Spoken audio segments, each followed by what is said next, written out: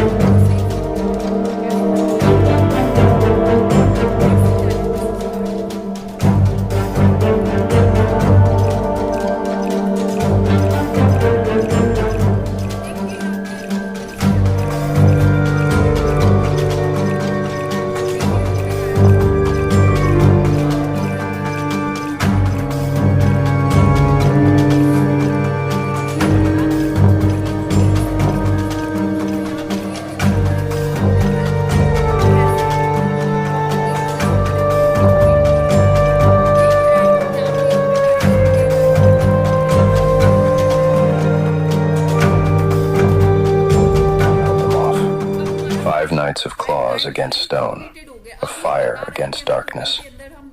But Vina is bleeding dry. The ore veins are thinning, the forests are stumps.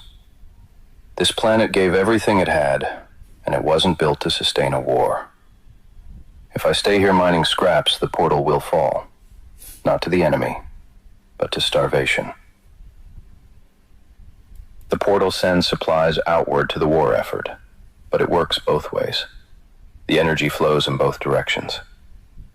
I could step through and reach the stars myself, trade with other worlds, mine richer veins, bring back what Vina cannot provide.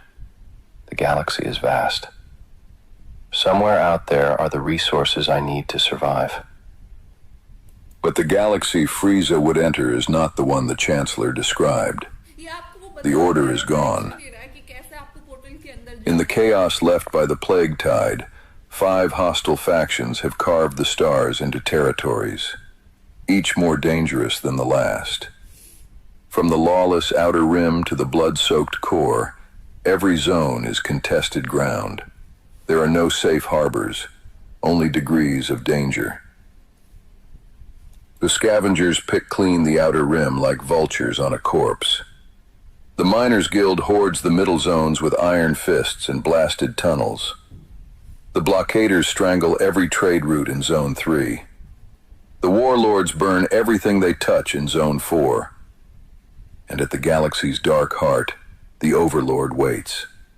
Patient, ancient, and utterly without mercy. Not every star is hostile. Blue stars still shelter traders, places to buy supplies, sell cargo, and upgrade a ship. Yellow stars hold precious ores buried in asteroid fields, waiting to be mined. But the faction-held stars, glowing red with occupation, they must be conquered one by one. Each faction guards their territory fiercely, and their headquarters lie deep within their zones. The factions grow stronger with every star they hold. Their fleets multiply, their defenses harden. If left unchecked, they will consume what remains of the galaxy. And when the plague tide finally reaches Vina, there will be no one left to answer the portal's call. The clock is ticking. Every day that passes, the darkness draws closer. Then I can't just sit here behind walls and wait for the end.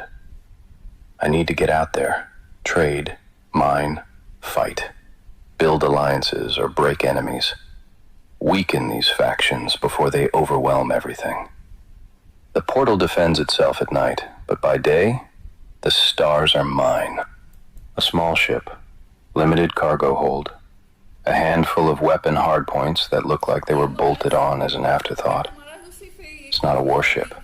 It's barely a cargo runner. But I've built empires from less. Load the supplies. Check the fuel. Every journey starts with a single step through the void. But I can never forget. The portal still needs defending. Every night the plague tide descends. I can explore the stars by day, trade and fight and mine. But when darkness falls on Vina, I must be here. The walls must hold. The towers must fire. If the portal falls, none of this matters. This is where it all begins, and where it all ends. And so, with nothing but a battered ship, a wizard's staff, and the stubborn refusal to accept defeat, Frieza steps through the portal and takes to the stars.